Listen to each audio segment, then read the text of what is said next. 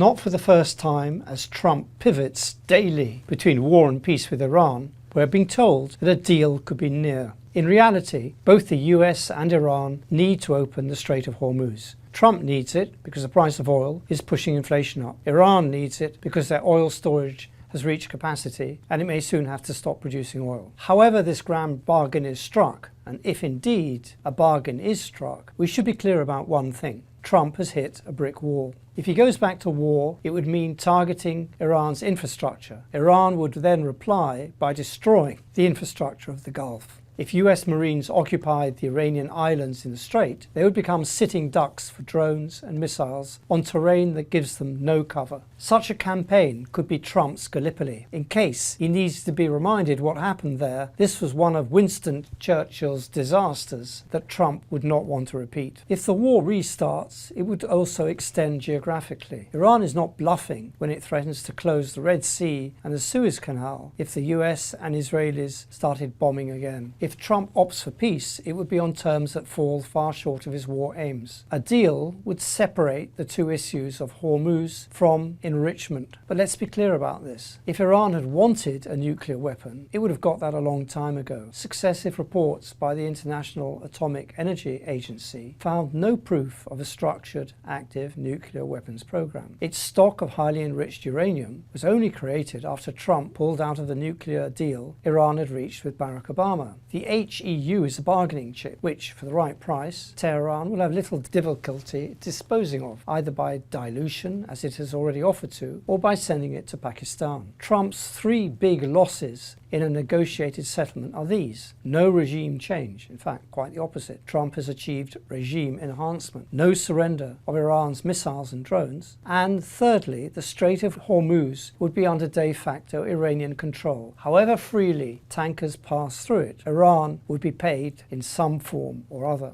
Any deal structured around these pillars would make it hard even for Trump to brand as a victory, let alone a bang for his buck, roughly between $360 billion and $1 trillion of them. Trump's attack on Iran could have made military sense if Mossad had succeeded in toppling the Islamic Republic within days of the killing of its supreme leader and its top brass. It's now clear from both US and Israeli security sources that regime change by decapitation was the real plan all along. When it failed, neither Trump nor Israeli Prime Minister Benjamin Netanyahu had a plan B. Netanyahu and his Mossad director David Barnea seem to have become intoxicated by the success of their pager attacks, which killed 42 and maimed thousands in Lebanon. In fact, the pager attacks and subsequent assassinations of Hezbollah's top leadership only revitalized an army that is today exacting a heavy toll of Israeli military casualties just kilometers from the border. After the assassination of Ayatollah Ali Khamenei, regime change was planned in 3 phases, the first of which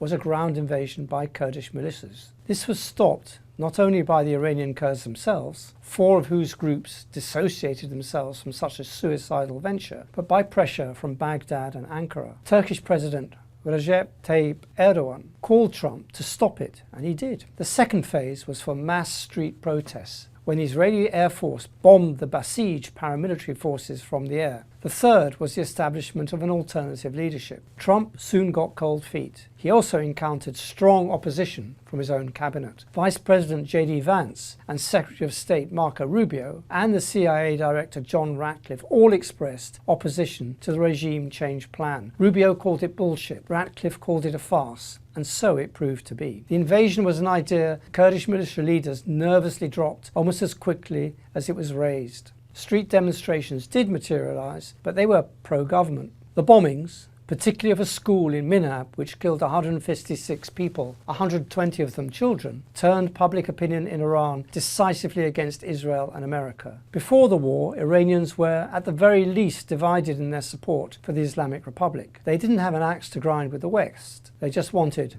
a normal life. The view that Iranians were caught between 2 extremes, the mullahs and America, was one that could be frequently heard by traders in the market of central Tehran. All of that has gone. The idea that Trump and Netanyahu were coming to rescue Iranians from their regime has turned into a sick joke. Support for an alternative to the Islamic Republic has also fallen through the floor. Unable to win a debate, supporters of the son of the last Shah, Reza Pahlavi, are now resorting to violent attacks on anti-war protesters in the UK. Iran is also dividing families in the diaspora in the US on generational lines. Each of the three pillars of regime change have failed. The Islamic Republic is more in control of Iran than it was before the attack. More importantly, Iran has found, through its closure of the Strait of Hormuz and its drone attacks, that it retains the casting vote on what business takes place or doesn't take place around the shores of the Persian Gulf. To the shock of its Gulf neighbours, this stretch of water has become more Persian than it has ever been in its history. Iran has burst the glittering but fragile bubble of wealth and privilege in which the ruling elites in Kuwait, UAE, Bahrain, Saudi Arabia and Qatar lived for so many decades untouched by the turmoil and poverty around them. Iran's drones and missiles have not only damaged the physical infrastructure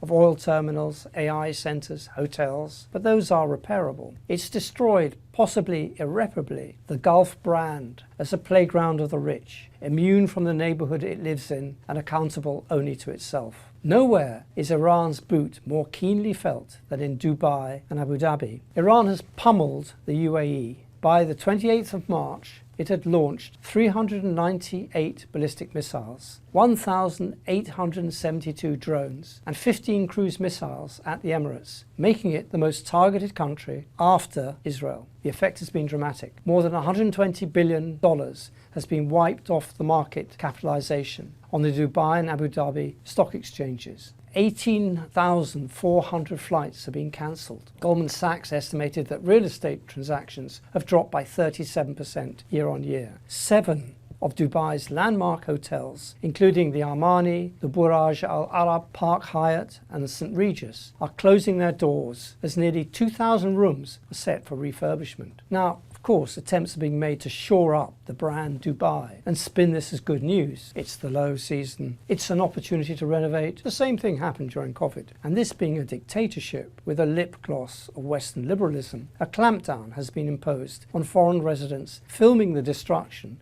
that damages Dubai's global image. At least 70 have been arrested. Sharing footage will lead to fines of over $260,000 and prison sentences of up to 10 years. The attacks have not just shut down the tourist industry in Dubai and Abu Dhabi's oil production. Aluminium production has been stopped after the Al Tawila smelter was struck by missiles and drones. The halt to production at Emirates Global Aluminium, along with reduced operations at Qatar's Qatalum smelter, takes offline 3 million tons of annual capacity, close to half of Middle Eastern aluminium output. The Dubai gold market has also lost its shine. Singapore has shipped back 1,446 kilograms of gold bullion out of Dubai since the war began, as investors fret about the insurance provision and the ability to get at the gold at short notice. Jewellery exports from Dubai have dropped by between 80 and 90%. The same thing is happening to data centres. Pure Data Centre Group has put investments in the region on hold after 2 of its data centres in the UAE and Bahrain were hit by drones, causing outages in banking and payments. The targeting of the Emirates was neither accidental nor unannounced. Iran had warned anyone who would listen that it would do this. Iranian sources told Middle East Eye that Iranian intelligence had established the Emirati role in the attacks went way beyond hosting US bases. Iranian intelligence claims the Emiratis also made some of its own air facilities available for operations against Iran, and that Abu Dhabi served as an advanced platform for Israeli interests in the region. This included launching false flag attacks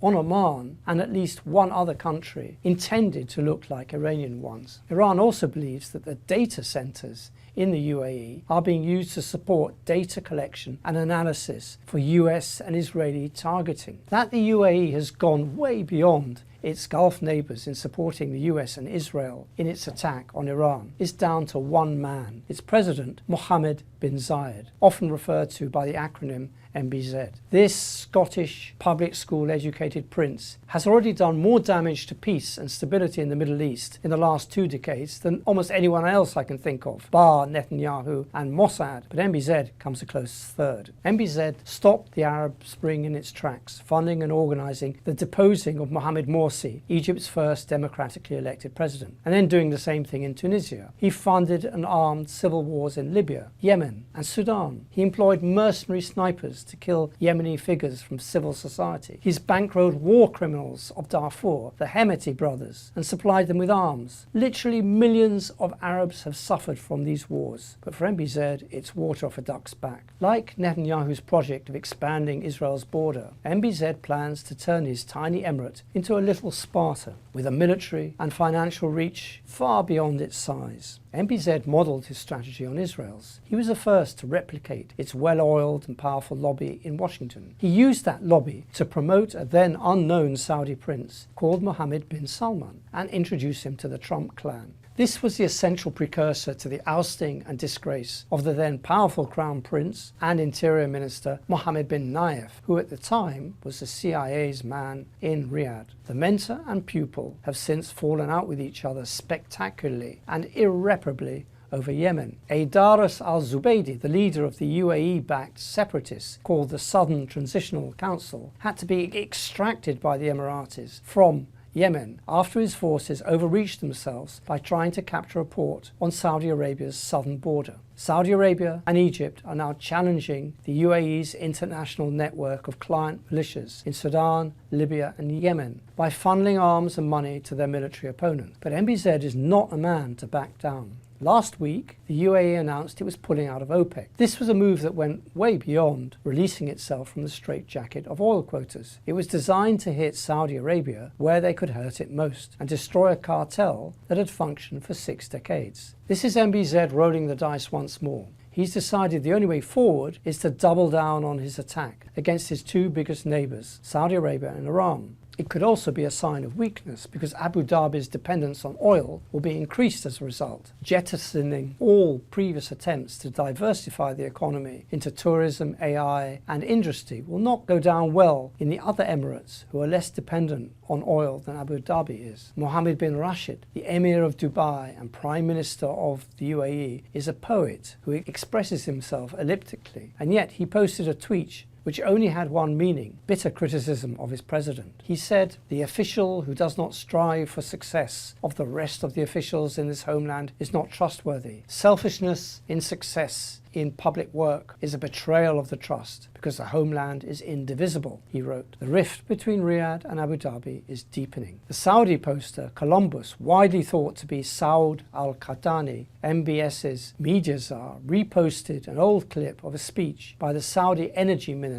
Abdulaziz bin Salman al Saud, saying, "Anyone who gambles in the oil market, we will make them suffer intensely." The move out of OPEC is a huge gamble for MBZ, considering how vulnerable his emirate is, how small its armed forces are, how dependent they are on foreign mercenaries, how dependent the economy is on migrant workers, and how fickle Trump himself has shown himself to be as an ally. The only explanation for going after Riyadh, after he's already been punched in the stomach by Tehran, is that MBZ's next move is to announce a military pact with Israel. No other regional power could secure Abu Dhabi physically. Abu Dhabi certainly cannot defend itself. This military pact already exists in reality. Israel flew in a laser system called Spectro to help the UAE detect incoming drones at a distance of 20 kilometers, and another laser system called Iron Beam, which vaporizes short-range rockets and drones, and was first deployed against Hezbollah's missiles in Lebanon. Israeli personnel were also flown in to operate the system. A person briefed on this operation told the Financial Times it's not a small number of boots on the ground. Along with lasers, Israel sent its Iron Dome missile defense to Abu Dhabi and Dubai. Increasing military cooperation between Israel and the UAE can also be seen in the number of tracked flights between the two countries. Flight tracking websites show military transports have shuttled between the Israeli base of Nevatim and the UAE throughout the conflict. But to declare a military pact between the UAE and Israel would gift Netanyahu and any Israeli leader who follows him with a military base and a toehold far beyond its borders. Because whatever Trump decides, Israel will not give up on its ultimate goal of regime change in Iran. The Emiratis' increasingly overt involvement in Israel's plans is a recipe for conflict that could in itself last decades and stifle post-war reconstruction on both sides of the Persian Gulf at birth. Saudi Arabia, Qatar, Oman, Pakistan and Turkey, the key regional diplomatic, military and economic players, should not simply stand by and watch these plans unfold. These countries have a real and urgent common interest in containing Israel and its Emirati ally with a regional security pact, and the time to do it is now.